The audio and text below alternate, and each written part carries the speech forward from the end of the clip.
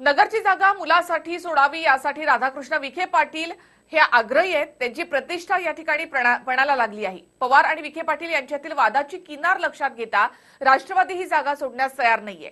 नगरच्या जागेवरून दिल्लीमध्ये हालचाली सुरू झालेल्या आहेत। त्यामध्ये शुक्रवारी सुजय विखे पाटील यांनी गिरीश महाजन यांची जवळपास तासभर भेट घेतली आहे आणि त्यामुळे त्यांच्या भाजप प्रवेशाच्या चर्चांना अधिकच उधाण आले। त्यातही राधाकृष्ण विखे पाटील हे देखील भाजपशी जवळीक साधून आहेत असंही म्हटलं जातं। त्यामुळे इथेही काँग्रेसच्या अडचणी वाढण्याची शक्यता आहे। पाहूया त्यासाठी एक रिपोर्ट।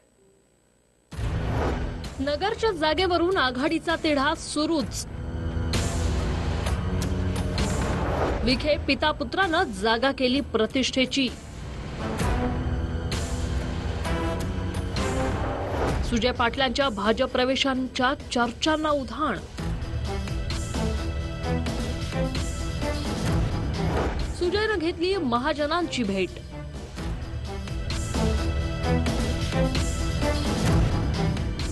भेटीनंतर चर्चांना आणखी उधाण।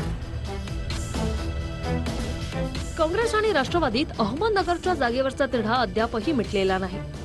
या जागेचा तिढा सुटत नसल्याने आघाडीचे जागा वाटपही जाहीर होऊ शकले नाही। मित्र पक्षांना जागा सोडल्यावर जागा वाटप जाहीर केले जाईल असं दोन्ही काँग्रेसचे नेते सांगत आहेत। नगरची जागा पुत्रासाठी विरोधी पक्षनेते राधाकृष्ण पाटील यांनी प्रतिष्ठेची केली। त्यात सुजय विखे पाटील नगरमध्ये भाजपकडून उमेदवारी मिळण्यासाठी गिरीश महाजन यांची भेट घेण्यासाठी गेले होते अशी चर्चा आहे। नगरची जागा काँग्रेसला न सोडल्यामुळे सुजय विखे पाटील आता भाजपात जाण्याची शक्यताही वर्तवण्यात येते। मात्र सुजय विखे पाटील घरी आले होते, मात्र कोणतीही राजकीय चर्चा झाली नाही। ते त्यांच्या मेडिकल कॉलेजच्या संदर्भात आले होते असं स्पष्टीकरण गिरीश महाजन यांनी दिलंय।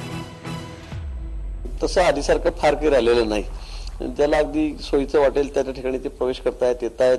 कुठे अवघडल्यासारखं झालं तर दुसरीकडे जात आहेत। हे चालूच आहे। प्रत्येकाला व्यक्ती स्वातंत्र्य आहे आणि त्यामुळे आपापल्या भागात जो आपली ताकद ठेवून व्यक्ती असतो त्याला इकडे तिकडे मग घ्यावंही लागतं वेळ प्रसंगी। पवार आणि विखे पाटील यांच्यातील वादाची किनार लक्षात घेता राष्ट्रवादी ही जागा सोडण्यास तयार नाही। तसंच सुजय हे तिकिटासाठी आधी भाजपमध्ये जाणार आणि मग ते राष्ट्रवादीत प्रवेश करणार अशाही चर्चांना उधाण आलं होतं। मात्र दस्तूरखुद्द शरद पवारांनीच अहमदनगरची जागा ही काँग्रेसला सोडणार नसल्याचं स्पष्ट केल्यानं विखे पाटील पिता पुत्रांची गोची झाल्याचं एकंदरीत चित्र सध्या निर्माण झालंय। तर आपल्या पक्ष प्रवेशांवरील चर्चांवर काही दिवसांपूर्वी सुजय पाटील म्हणाले होते की माझे पिता काँग्रेसमध्ये असले तरी मला माझे स्वतंत्र निर्णय घ्यायचा अधिकार आहे। हे पहा, माझे वडील हे काँग्रेस पक्षाचे विरोधी पक्षनेते आहेत। माझ्या मातोश्री या जिल्हा परिषदच्या काँग्रेसच्या अध्यक्ष आहेत। पण तो माझ्या आई वडिलांचा प्रश्न आहे।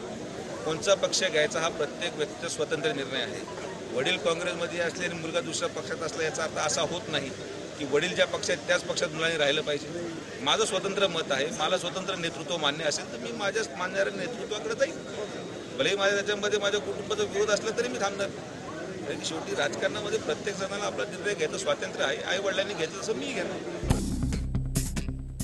तर सुजय विखे पाटलांना उमेदवारी न मिळाल्यास त्यांच्या भाजपमध्ये जाण्याला आपला विरोध नसेल आणि सुजय यांचा राजकीय निर्णय घेण्याचा अधिकार संपूर्णतः त्यांना आहे असं वक्तव्यही काही दिवसांपूर्वी नाशकात राधाकृष्ण विखे पाटील यांनी केलं होतं। असं की प्रत्येकाला आपला निर्णय घ्यायचं स्वातंत्र्य आहे। त्यामुळे आणि ज्याचा निर्णय राजकीय भविष्य त्याला पुढे वाटतं त्याचा निर्णय त्यांनी घेतला पाहिजे। शेवटी माझ्या राज्य विरोधी पक्ष नेत्यामुळे जबाबदारी आहे, तर मला ती जबाबदारी मला काँग्रेस पक्षाची मला पार पाडावं लागेल। असं आहे की शेवटी ही जागा काँग्रेससाठी सुटण्यासाठी आग्रह का करतो पण एवढा मग काँग्रेस पक्षाने जागा लढवावी हाच आमचा आग्रह आहे ना। एकंदरीत नगरची जागा कुणाची ही चर्चा सध्या संपूर्ण राज्यात चर्चेचा विषय बनली आहे। काँग्रेससाठी राष्ट्रवादी नगरच्या जागेवरचा आपला दावा सोडावयास तयार नाही, तर पाटील पिता पुत्र नगरसाठी जणू इरेला पेटल्याचं चित्र आहे। शेवटी काय होतं ते चित्र येत्या काही दिवसात समोर येईलच। Bureau report TV9 Marathi. हा व्हिडिओ तुम्हाला आवडला असेल तर असे आणखी व्हिडिओ पाहण्यासाठी TV9चं YouTube चॅनल सबस्क्राइब करा, बेल बटन दाबा। ताज्या घडामोडींसाठी लॉग ऑन करा tv9marathi.com।